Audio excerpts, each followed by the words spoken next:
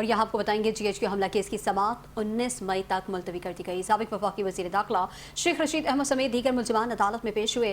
बानी PTI से legal team की मुलाकात करवाए जाने से मुतालिक दरखास्त दायर। मज़ीद तफसीलात जानेंगे इस बारे में बाबर औरंगजेब से। बाबर, आगाह कीजिएगा। जी बिल्कुल सानिया, 9 मई GHQ हमला केस की आज समाअत हुई है। समाअत 19 मई तक मुलतवी कर दी गई है। साबिक वफाकी वज़ीर दाखिला शेख रशीद अहमद समेत दीगर मुलज़मान आज अदालत में पेश हुए।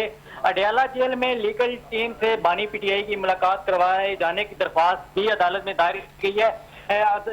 जो दरख्वास्त है उसमें इस्तदा की गई है कि बानी PTI से GHQ हमला केस और दीगर जो मुकदमात हैं उनके हवाले से कानूनी तौर पर मशावरत करनी है, लिहाजा बानी PTI से मुलाकात करवाई जाए।